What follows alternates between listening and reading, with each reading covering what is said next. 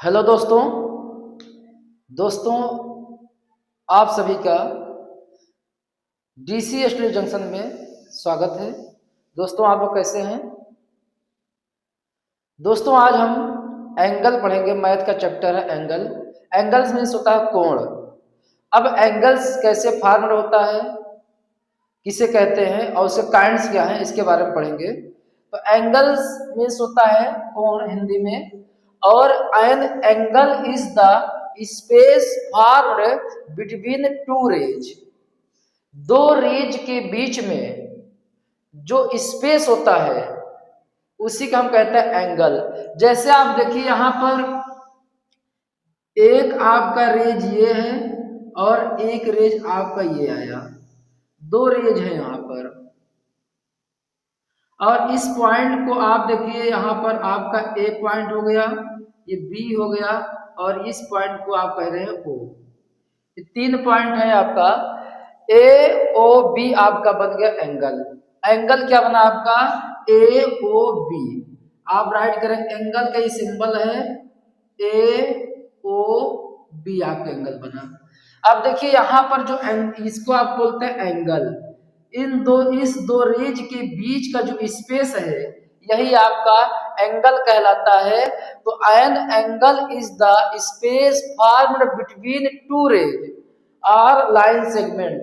दो लाइन अथवा रेज के बीच का जो स्पेस होता है वही आपका एंगल कहलाता है। And line segment that share a common and point. इधर दो रेज का एक कॉमन एंड पॉइंट होता है। जैसे आप देखिए आपका एक रेज हो रहा है ओ ए, क्या है इसमें? रेज आपका है,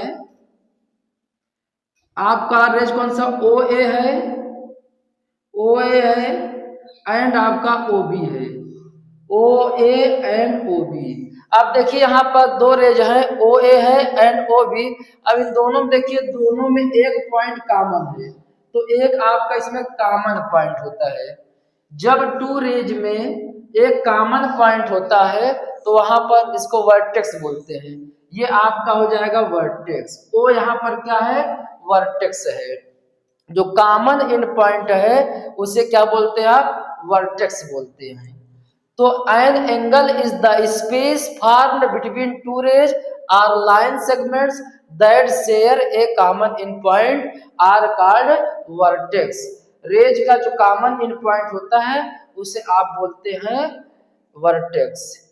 अब देखिए यहां पर काइंड्स की बात करें तो काइंड्स कितने? Acute angle, right angle, obtuse angle, straight angle, reflex angle and complete angle.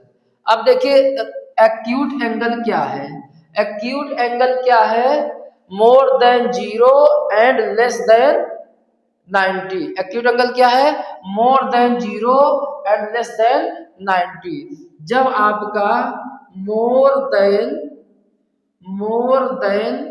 0 and less than 90, less than 90, 90 degree से, देखिए 90 डिग्री से कम होना चाहिए और 0 डिग्री से ज्यादा है तो वो एंगल कैसा एंगल है? वो एक्यूट एंगल है। वो कैसा एंगल है? वो एक्यूट एंगल कहलाता है। अब आप देखिए राइट एंगल क्या है? राइट एंगल क्या है? Exactly 90 degree. राइट एंगल क्या है? Exactly 90 degree. आपका राइट एंगल क्या होता है? राइट एंगल आपका एग्जैक्टली 90 डिग्री का होता है तो आप राइट एंगल कहेंगे।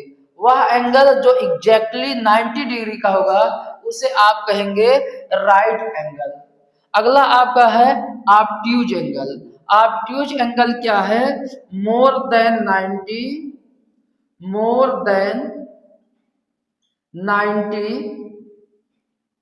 And less than 180 degree. अगर आपका एंगल 90 से अबव है और 180 से बिलो है लेस है, तो आप बोलते हैं ऑब्ट्यूज एंगल। अब देखिए स्ट्रेट एंगल क्या होता है। Straight angle exactly 180, exactly 180 degree. Straight angle कितने का होता है? 180 डिग्री का होता है। अब हम बात करेंगे रिफ्लेक्स एंगल। रिफ्लेक्स एंगल क्या है? More than 180 degree, 180 degree and less than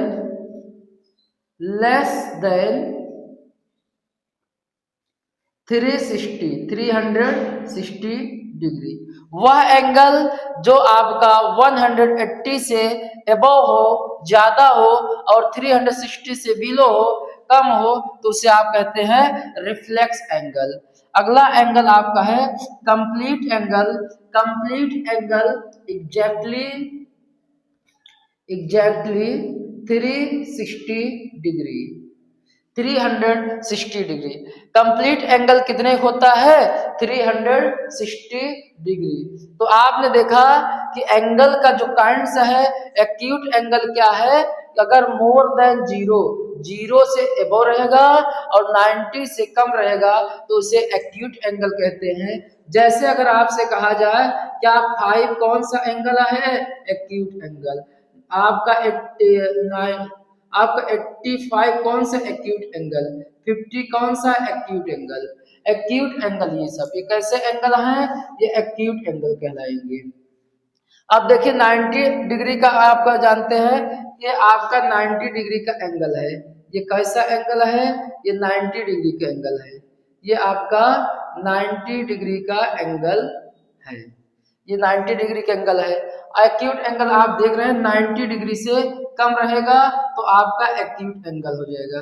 90 degree से अगर कम रहेगा तो एक्यूट एंगल हो जाएगा। ऑब्ट्यूज एंगल क्या होता है? More than 90। एग्जाम्पल की बात करेंगे आप, एग्जाम्पल ले लीजिए, जैसे आपका है 95 है, 110 है, 120 है। ये सब आपका कौन सा एंगल है? ये आपका ऑब्ट्यूज एंगल है। ये 90 से एबव रहेगा। जैसे यहाँ देखिए आपका 90, ये 90 डिग्री, थोड़ा सा 90 से ज्यादा है तो कौन सा एंगल हो जाएगा? ये कौन सा एंगल हो जाएगा? जैसे इसको आप हो गया 120 डिग्री, 120 डिग्री ये आपका है। ये आपका कैसा एंगल है? ये आपका कौन सा एंगल है? ये है आपका ऑब्ट्यूज एंगल। कौन सा एंगल है? ये आपका ऑब्ट्यूज एंगल है। कौन सा एंगल है? Obtuse angle. ये ऑब्ट्यूज एंगल है। अब देखिए यहाँ पर स्ट्रेट एंगल की बात करें, स्ट्रेट एंगल जो है एग्जैक्टली आपका 180 डिग्री का होता है। आप देखिए ये आपका स्ट्रेट एंगल बन गया। ये आपका कैसा एंगल है? ये स्ट्रेट एंगल है। ये कैसा एंगल है?